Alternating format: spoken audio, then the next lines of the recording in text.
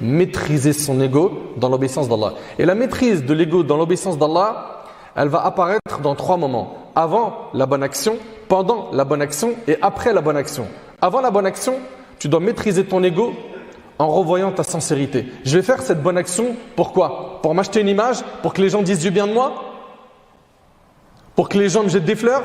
Pour qu'ils me fassent des compliments? Pour qu'ils disent que je suis pieux? Pour qu'ils disent Tabarakallah, t'as vu comment il a changé? Il est passé d'égaré loin d'Allah. Regarde maintenant ses prières à la mosquée.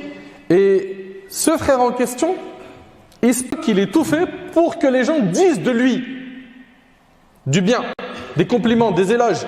Sache que si ton intention c'est d'acheter une image auprès des gens, ta récompense, tu l'as déjà eu sur terre. Tu n'en auras pas le jour du jugement.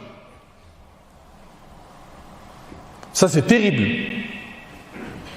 C'est pour ça qu'il y a ici un effort à faire avant de faire la bonne action.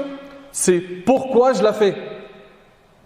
Pourquoi j'ai pris la parole et j'ai dit un verset ou un hadith. Pourquoi ici j'ai gardé le silence?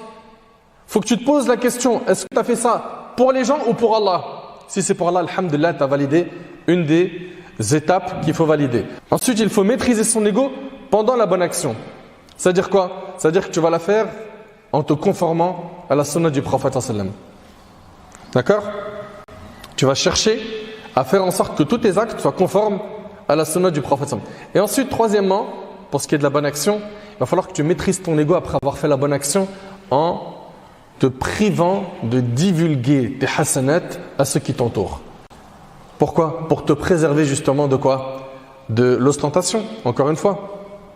De ash-shuhra. Tu veux être célèbre. Il cherche à être célèbre comme étant quelqu'un qui est un grand donateur. Regarde, moi, c'est pas une fois, c'est pas 2 fois, je donne et devant tout le monde.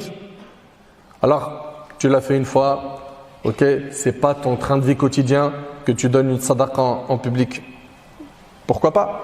Mais par contre, toutes tes bonnes actions, tu les montres après que tu les aies faites, c'est un vrai problème. Donc il y a également un effort à faire quand tu fais la bonne action. En quoi? En cachant cette bonne action. Il y a des bonnes actions qu'on cache, il y en a d'autres non. Tu es venu à la Jumu'ah, tu ne vas pas le cacher. Tu es venu prier ici, tu ne vas pas le cacher. Tu jeûnes le mois de Ramadan, tout le monde jeûne le mois de Ramadan. Nous on parle ici des actions surrogatoires. Tu jeûnes le lundi et jeudi, pourquoi tu le dis à tout le monde? Tu veux parler à un orphelin, pourquoi tu le dis à tout le monde? À quel moment tu as garanti la sincérité de ton acte en disant à tout le monde? Par contre, si tu l'as dit à personne, que tu as jeûné le lundi, que tu as fait une aumône, que tu as débloqué la situation de quelqu'un, tu as dit à personne, il n'y a qu'Allah qui le sait.